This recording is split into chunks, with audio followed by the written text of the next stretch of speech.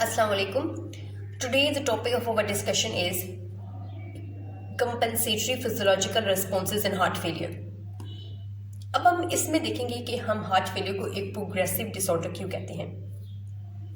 अब ये progressive disorder इस तरह है कि जब हमारे पास हार्ट फेलियर की सिम्टम्स शो होना शुरू होती हैं तो जो हार्ट है वो हमारे पास खुद से जो है वो कंपेंसेटरी मैकेनिज्म्स को जो है वो एक्टिवेट करता है ताकि जो है वो हमारे पास उसकी इजेक्शन या उसकी फिलिंग, उसकी कंट्रैक्टिलिटी जहाँ पे भी इशू आ रहा है वो प्रॉपर हो सके। तो हमारे पास यहाँ पे तीन हमारे पास मैकेनिज्म्स हैं जिनको हमने डिस्कस करना है। सबसे पहले हम बात करते हैं बैरोरिसेप्टर्स की। अब बैरोरिसेप्टर्स होते क्या हैं? बैरोरिसेप्टर्स हमारे पास क्या है? प्रेशर सेंसिटिव रिसेप्टर्स हैं कि प्रेशर इंक्रीज होगा, डिक्रीज होगा तो ये बहुत जल्दी जो है वो एक्टिवेट हो जाते हैं और उनको सेंस मिल जाती है कि कुछ ना कुछ जो है वो गड़बड़ हुई है प्रेशर में। अब बैरोरिसेप्टर्स प्रेजेंट कहाँ होते हैं? अब बैरोरिसेप्टर्स जो है वो हमारे पास असेंडिंग एओर्टा में प्रेजेंट होते हैं। अब हमारे पास यहाँ पे जो है वो असेंडिंग एओर्टा में बैरोरिसेप्टर्स, यहाँ पे हम नॉर्मल सी ऐसे रफ सी डायग्राम बना लेते हैं, ये हमारे पास असेंडिंग एओर्टा, यहाँ पे बैरोरिसेप्टर्स प्रेजेंट है। और इसके अलावा जो है हमारे पास दो आँख बनती हैं, उधर भी हमारे पास जो है वो बैरोरिसेप्टर्स प्रेजेंट होते हैं। ये बहुत रफ सी डायग्राम है बस समझने के लिए। अब हमारे पास क्या प्रेजेंट है? हमारे पास प्रेजेंट तो है असेंडिंग एओर्टा में और दूसरा हमारे पास कैरोटिड साइनस में प्रेजेंट है। अब जब हमारे पास जो है वो हार्ट फेलियर होता है तो हमारे पास ये जो है वो सेंस करते हैं बैरोरिसेप्टर्स की प्रेशर हमारे पास लो है।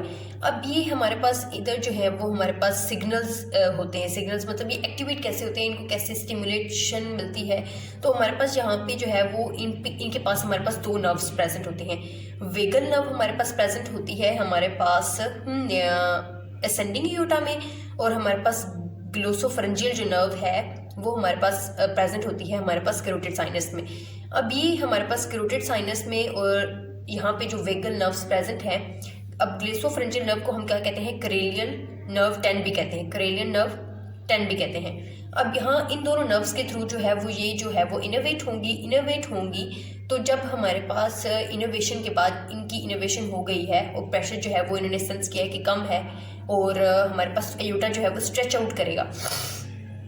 जब एओर्टा स्ट्रेच आउट करेगा तो हमारे पास ये दोनों जो है नर्व्स भी जो क्या करेंगी? स्ट्रेच आउट होंगी और इम्पल्स सेंड करेंगी ब्रेन को कि हमारे पास जो है वो प्रेशर कम है। और ब्रेन को कैसे हमारे पास मैसेज भेजेगी? मेडुला ऑब्लोंगेटा के थ्रू। और मेडुला ऑब्लोंगेटा में हमारे पास एक सेंटर होता है कार्डिक रेगुलेटरी सेंटर। अब कार्डिक रेगुलेटरी सेंटर के पास जो है वो दो एक टाइप के स्विचेस होते हैं, पॉजिटिव और नेगेटिव।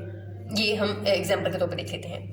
पॉजिटिव में अब हमारे पास इन सिग्नल्स में हमारे पास पैरा सिग्नल क्या है? पीएनएस है, इसको पॉजिटिव कह लेते हैं, और एसएनएस है पैरासिम्पैथेटिक नर्वस सिस्टम और सिंपैथेटिक नर्वस सिस्टम। अब ये तो हमारे पास स्विचेस हैं। अब इन्होंने क्या करना है कि अगर हमारे पास हाई प्रेशर होगा तो ये हमारे पास क्या करेंगे? हमारे पास पैरासिम्पैथेटिक सिस्टम को जो है वो एक्टिवेट कर देंगे। पैरासिम्पैथेटिक सिस्टम ने क्या करना है कि हमारे पास जो है वो एसिटाइलकोलिन जो है वो कर देना है। अब एसिटाइलकोलिन जो है वो हमारे पास जीआई इन नेचर है, मतलब इनहिबिटरी है। तो इसने क्या करना है? हमारे पास हार्ट रेट को डिक्रीज कर देना है। लेकिन अगर हमारे पास प्रेशर लो होगा तो हमारे पास क्या है? सिंपैथेटिक नर्वस सिस्टम जो है एक्टिवेट हो जाएगा और सिंपैथेटिक नर्वस सिस्टम के थ्रू जो है वो हमारे पास एड्रीनर्जिक जो रिसेप्टर्स हैं, नॉर एपिनेफ्रीन जो है वो एक्टिवेट हो जाएगा। उसने जाके हार्ट के बीटा 1 रिसेप्टर्स पे वर्क करना है और साइमल्टेनियसली जो है वो हमारे पास कार्डिक आउटपुट जो है वो इंक्रीज हो जाएगी। अब ये हमारे पास फर्स्ट मैकेनिज्म था बैरोरिसेप्टर के लिहाज से। अब दूसरा हम देख लेते हैं कि बीटा 1 रिसेप्टर जो है वो हार्ट के साथ साथ हमारे पास किडनी में भी प्रेजेंट है। अब किडनी पे जो बैरोरिसेप्टर्स हमारे पास जो बीटा रिसेप्टर प्रेजेंट है वो हमारे पास कहाँ प्रेजेंट है? अब किडनी की हम डायग्राम को अपने देख लें कहीं से भी तो हमारे पास जो है वो वहाँ पे जेजी सेल्स प्रेजेंट होते हैं। अब जेजी सेल्स के नर्व एंडिंग्स पे जो है हमारे पास प्रेजेंट होते हैं बीटा रिसेप्टर, जो कि स्टिमुलेट कहाँ से होते हैं? नॉर एपिनेफ्रीन से। एपिनेफ्रीन से स्टिमुलेट होते हैं। एपिनेफ्रीन से स्टिमुलेट होने के बाद जो है जब हमारे पास ब्लड वॉल्यूम, अब किडनी को तो नहीं पता कि हमारे पास हार्ट में क्या चल रहा है, उसके पास उसका हार्ट जो है वो स्लो डाउन हो रहा है या कोई भी है, तो हमारे पास जब उसको किडनी को हमारे पास जो है वो ब्लड नहीं पहुंचेगा तो वो यही सेंस करेगी तो कि हमारे पास जो है वो ब्लड वॉल्यूम जो है डिक्रीज है। ब्लड वॉल्यूम डिक्रीज है, जेजी सेल्स सेंस करेंगे और एक्टिवेट कर देंगे हमारे पास रेनिन एंजियोटेंसिन सिस्टम को। रेनिन एंजियोटेंसिन सिस्टम को एक्टिवेट कर देंगे अब रेनिन एंजियोटेंसिन सिस्टम का मैकेनिज्म जो है वो कंप्लीट मैकेनिज्म हम नेक्स्ट में देखेंगे, लेकिन इधर हम थोड़ी सी बात कर लेते हैं कि रेनिन एंजियोटेंसिन सिस्टम जब एक्टिवेट होगा तो इसका जो भी हार्मोन्स वगैरह जो भी इसका सिस्टम है उसके रिजल्ट में हमारे पास क्या है, ब्लड वेसल्स जो है वो कंस्ट्रिक्ट आउट हो जाएंगी। अब ऑलरेडी हमारे पास जो क्या है, हमारे पास कार्डियक आउटपुट लो है, ब्लड जो है वो सही से नहीं पहुंच रहा, तो ये फर्दर कंस्ट्रिक्शन कर देंगे। फर्दर कंस्ट्रिक्शन कर देंगे तो हमारे पास वेस्कुलर रेजिस्टेंस जो है वो बहुत ज़्यादा इंक्रीज हो जाएगी। इंक्रीज होने की वजह से जो है हमारे पास फर्दर कॉम्प्लिकेशन जो है वो बढ़ जाएगी। फर्दर मोर क्या करेंगे, ये जो है हमारे पास एल्डोस्टेरोन का जो लेवल है वो इंक्रीज कर देंगे।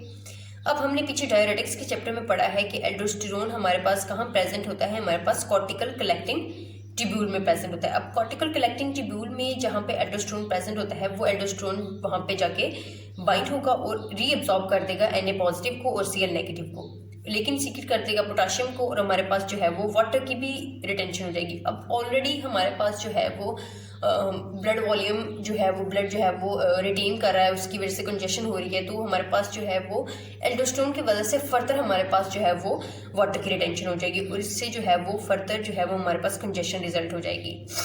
अब एंजियोटेंसिन 2 है हमारे पास कंस्ट्रिक्स कर देगा वेसल्स को भी, लेकिन जो ADH है वो इंक्रीज करेगा फ्लूइड रिटेंशन को। अब हमारे पास जो है यहाँ पे जो है वो फर्दर हमारे पास 2 मैकेनिज्म्स के थ्रू जो है फर्दर कॉम्प्लिकेशन बढ़ गई। एक तो हमारे पास रेनिन ने कंस्ट्रिक्शन काज कर दी और दूसरी एल्डोस्टेरोन के थ्रू उसने क्या किया, वाटर बहुत ज़्यादा रिटेन करा दिया।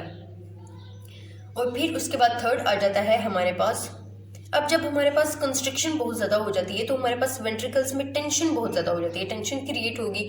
टेंशन क्रिएट होने की वजह से प्रीलोड जो है वो बहुत ज़्यादा हो जाएगा। प्रीलोड मतलब फिलिंग ऑफ ब्लड जो है वो बहुत ज़्यादा हो जाएगी। फिलिंग ऑफ ब्लड होने की वजह से अब कार्डियक आउटपुट तो कम है, कार्डियक आउटपुट कम होने की वजह से इजेक्शन भी कम है हमारे पास, लेकिन और जो है हमारे पास ब्लड सप्लाई टू ऑर्गन्स भी कम है। ऑर्गन्स की ब्लड सप्लाई कम होने की वजह से जो है वो चैम्बर्स, मैंने पीछे भी आपको बताया है कि हार्ट का जो चैम्बर है उसकी हाइपरट्रॉफी होती है। हाइपरट्रॉफी क्यों होती है, क्योंकि हार्ट के चैम्बर्स जो हैं वो इलोंगुएट हो जाते हैं। एक्टिन और मायोसिन फिलामेंट्स में जो डिस्टेंस है वो बहुत ज़्यादा हो जाता है और उसकी वजह से क्या है, हार्ट रिमॉडलिंग स्टार्ट हो जाती है और फर्दर जो है वो हमारे पास कार्डियक फंक्शन जो है वो डिटीरियोरेट हो जाता है। अब इन तीनों सिस्टम्स की थ्रू जो है वो हमारे पास स्टार्टिंग में थोड़ा सा बेनिफिट ज़रूर होता है कि कार्डियक आउटपुट जो है वो इंक्रीज होती है, उसकी बेटर होती है, लेकिन उसके बाद क्या होता है कि ये हमारे पास कंपेंसेटरी मैकेनिज्म से ये फर्दर कॉम्प्लिकेशन काज कर देते हैं। अब हमने इधर देख लिया कि उनसे क्या क्या जो है वो हमारे पास नुकसान हो सकता है। तो हमारे पास ये कंपेंसेटरी मैकेनिज्म्स जो हैं हार्ट के, ये हमारे पास बेनिफिशियल होते ज़रूर हैं स्टार्ट में, लेकिन हमारे पास बाद में क्या है, हमारे पास कॉम्प्लिकेशन कॉज करते हैं। अब इसके बाद क्या है, हार्ट फेलियर कार्डियक आउटपुट जब इंक्रीज होगी तो हमारे पास कैरोटिड साइनस फायरिंग जो है वो कम हो जाएगी, कि वो उनकी सेंसेस जो है वो कम सिग्नल्स भेजेंगे और उनका वर्क जो है वो कम हो जाएगा। और उसके बाद क्या है, सिंपैथेटिक डिस्चार्ज ज़्यादा हो जाएगा, जो हमने सिंपैथेटिक और पैरासिम्पैथेटिक का डिस्कस किया, और उसके रिजल्ट में क्या होगा, हमारे पास फोर्स ऑफ कंडक्शन ज़्यादा होगी, हार्ट रेट ज़्यादा होगा, प्री लोड ज़्यादा होगा और आफ्टर लोड ज़्यादा होगा। और कार्डियक आउटपुट जो है वो कंपेंसेटरी मैकेनिज्म्स के थ्रू इंक्रीज हो जाएगी। उसी तरह जो है वो रीनल ब्लड फ्लो, जो रेनिन की रिलीज है वो इंक्रीज होगी, रेनिन एंजियोटेंसिन का सिस्टम जो है वो इंक्रीज होगा, तो उसके थ्रू क्या हो जाएगा, हमारे पास हार्ट की रिमॉडलिंग होती है, आफ्टर लोड ज़्यादा होता है और प्री लोड ज़्यादा हो जाता है। अब इसमें देख लेते हैं हार्ट फेलियर की सिम्टम्स क्या आ जाती हैं। सिम्टम्स में क्या है, हमारे पास एंजाइटी होती है, कन्फ्यूजन। एंजाइटी हम देख लिए कि ब्लड ऑर्गन्स को जो है वो ब्लड सफिशिएंट नहीं पहुंचेगा तो ऑटोमेटिकली क्या है, एंजाइटी और लेथार्जिक कंडीशन आ जाएगी। पल्मोनरी कंजेशन, जब हमारे पास ब्लड जो है वो लंग्स से हमारे पास बॉडी पार्ट्स में मूव नहीं करेगा तो ऑटोमेटिकली जो है वो लंग्स में एक्यूमुलेट हो जाएगा, जिसकी वजह से हमारे पास पल्मोनरी कंजेशन होगी। आर्थोपीनिया होगा, फटीक होगी। आर्थोपीनिया क्या है कि हमारे पास लेटे हुए जो है वो हमारे पास फटीक सी होती है हमारे पास कंडीशन। और फिर उसके बाद एलिवेटेड पल्मोनरी कैपिलरी प्रेशर। अब हमारे पास कैपिलरी में प्रेशर जो है वो एलिवेटेड बहुत ज़्यादा ऐसा रहता है। डिक्रीज्ड बीपी हो जाता है। डिक्रीज्ड बीपी जो है वो हमारे पास किस कंडीशन में आता है, जब हमारे पास ब्लड प्रेशर जो है वो डिक्रीज हो जाता है। हमारे पास क्या है, rate of ventilation. Rate of ventilation कैसे ज़्यादा हो जाती है कि जब हमारे पास लंग्स में फिलिंग ज़्यादा हुई होती है ब्लड की, तो वेंट्रिकल्स जो वेंटिलेशन जो है वो लंग्स की वो बहुत स्पीड अप हो जाती है। और जो हम राइट साइडेड हमारे पास हार्ट फेलियर है उसको हम क्या कहते हैं, कोर पल्मोनरी भी उसका नाम है। कोर पल्मोनरी इसको इसलिए कहते हैं क्योंकि ये जो है हमारे पास एसोसिएटेड है पल्मोनरी आर्टरी के साथ, तो हम इसको क्या कहते हैं, cor pulmonary. Elevated jugular vein pressure from venous congestion. अब हमारे पास हार्ट से जो जुगुलर वेन से प्रेशर जो है वो हमारे पास हार्ट से जो हमारे पास ब्लड जो है वो नीचे की तरफ आना है जुगुलर वेन के थ्रू, वो जब हमारे पास प्रेशर ज़्यादा होगा तो एलिवेट हो जाएगी जुगुलर वेन और हमारे पास क्या हो जाएगी, कंजेशन काज हो जाएगी वेनस। और उसके बाद स्प्लीनोमेगैली है, हिपैटोमेगैली है, ये कंडीशन हमारे पास राइट साइडेड हार्ट फेलियर में आती है जब हमारे पास ब्लड जो है वो एकोमोडेट हो जाता है बॉडी पार्ट्स में, और उसके बाद स्प्लीनोमेगैली हो जाती है, हिपैटोमेगैली हो जाती है क्योंकि हमारे पास वेनस कंजेशन हो जाती है। और सिंपैथेटिक एक्टिविटी जो है वो डायलेटेड पिपल्स हो जाते हैं। अब सिंपैथेटिक एक्टिविटी में जो है हमारे पास विजिबल सा एक्शन होता है कि हमारे पास पिपल्स जो है वो डायलेट हो जाते हैं। ये हमारे पास हो गई सिम्टम्स। अब इसके बाद देखते हैं कि अब इसमें आ जाते हैं कि हमारे पास थेराप्यूटिक स्ट्रेटजीज क्या हैं हमारे पास हार्ट फेलियर में। तो हमारे पास हमने डिक्रीज़ करना है प्री लोड ताकि उस पर नॉर्मल जो है वो ब्लड फिलिंग हो। फिर हमने क्या करना है, डिक्रीज़ करना है आफ्टर लोड कि हमारे पास जो है वो वेंट्रिकल्स में जो हमारे पास ब्लड बच रहा है वो कम हो ताकि हमारे पास हार्ट पे जो है वो वर्कलोड कम हो जाए। और फिर उसके बाद क्या करना है, हमने इंक्रीज़ करनी है कंट्रैक्टिलिटी ताकि इजेक्शन जो है वो नॉर्मल हो सके। और फिर हमने क्या करनी है, हमने डिक्रीज़ करनी है उसकी रिमॉडलिंग ताकि एक्टिन और मायोसिन के फिलामेंट्स जो है वो अपनी नॉर्मल फिजियोलॉजी में रहे और उसके साथ जो है वो उनका हार्ट के जो स्ट्रक्चर है वो नॉर्मल रहे। तो हम प्री लोड कैसे हम डिक्रीज़ करेंगे, हम यूज़ करेंगे डायरेटिक्स को। डायरेटिक्स क्या करेंगे, हमारे पास अननेसेसरी जो कंजेशन हुई है उसको रिमूव करेंगे। हम क्या करेंगे, एंजियोटेंसिन कन्वर्टिंग एंजाइम्स को इनहिबिट करेंगे ताकि हमारे पास जो है वो एंजियोटेंसिन 1 जो है वो एंजियोटेंसिन 2 भी जो है वो कन्वर्ट ना हो सके। फिर उसके बाद क्या करेंगे, हम ARBs यूज़ करेंगे। ARBs का क्या फंक्शन है जी, हमारे पास जो है वो एंजियोटेंसिन 2 को अपने रिसेप्टर्स पे बाइंड होने से रोकते हैं। तो इन दोनों का ऑटोमेटिकली जो है वो थोड़ा बहुत सेम मैकेनिज्म है, लेकिन इसको इनमें जो डिफरेंस है वो हम नेक्स्ट देखेंगे। और वेंटिलेटर्स यूज़ करेगी जो कि हमारे पास डायलेशन काज करेगी और प्रेशर जो है वो नॉर्मल होगा।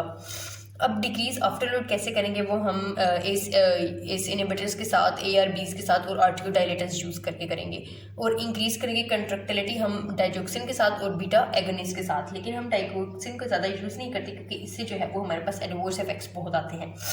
अब हमने अगर कंट्रैक्टिलिटी को इंक्रीज़ करना है तो हम क्या करेंगे, पॉजिटिव आयोनोट्रोपिक एजेंट्स यूज़ करेंगे। अब पॉजिटिव आयोनोट्रोपिक्स एजेंट्स यूज़ करेंगे तो हम इंक्रीज़ करेंगे कंट्रैक्टिलिटी को, लेकिन अगर हमने डिक्रीज़ करनी है अपनी कंट्रैक्टिलिटी तो हम क्या करेंगे, नेगेटिव आयोनोट्रोपिक यूज़ करेंगे। अब इसमें हमारे पास हार्ट फेलियर में ड्रग्स कौन कौन सी आ जाती हैं। सबसे पहले हमारे पास क्लास है एस इनहिबिटर्स की। एस इनहिबिटर्स क्या करेंगे, हमारे पास जो है वो एंजियोटेंसिन 1 को एंजियोटेंसिन 2 में कन्वर्ट होने से जो है वो प्रिवेंट करेंगे। फिर उसके बाद क्या, एंजियोटेंसिन रिसेप्टर ब्लॉकर्स जो हमारे पास ARBs हैं। ARBs क्या करते हैं, ये हमारे पास रिसेप्टर्स पे उनको ब्लॉक होने से जो है वो प्रिवेंट करते हैं। फिर उसके बाद बीटा एड्रीनर्जिक ब्लॉकर्स आ जाते हैं। बीटा एड्रीनल रिसेप्टर्स क्या करते हैं, हमारे पास बीटा रिसेप्टर्स पे जो हार्ट में प्रेजेंट होते हैं उनको ब्लॉक करते हैं। और फिर उसके बाद डायोरेटिक्स आ जाते हैं। डायोरेटिक्स आ जाएंगे के बाद फिर उसके बाद वेजोडाइलेटर्स आ जाते हैं, डायरेक्ट वेजोडाइलेटर्स जो कि वेसल्स को डायलेट करेंगे और प्रेशर को जो है वो नॉर्मल करेंगे। फिर उसके बाद आयोनोट्रोपिक एजेंट्स आ जाते हैं। आयोनोट्रोपिक एजेंट्स के बाद जो है वो एल्डोस्टेरोन एंटागोनिस्ट आ जाते हैं जो कि एल्डोस्टेरोन को एगोनिस्ट होते हैं, एंटागोनिस्ट होते हैं और हमारे पास जो है वो फ्लूइड की रिटेंशन को रोकते हैं। फिर उसके बाद आ जाता है हमारे पास ऑर्डर क्या होता है कि हम कैसे कैसे ड्रग्स को किन ऑर्डर में यूज़ करेंगे। सबसे पहले हम लूप डायरेटिक्स को डिस्कस करेंगे। अब हमने बात जो थी कि इसके अलावा डायरेटिक्स को क्यों नहीं यूज़ कर सकते, तो लूप डायरेटिक्स को हम इसलिए यूज़ करते हैं क्योंकि ये जो है वो सिर्फ हमारे पास पोटेशियम की रिटेंशन के पॉजिटिव स्पेयरिंग डायरेटिक्स जो है इसमें यूज़ कर सकते हैं।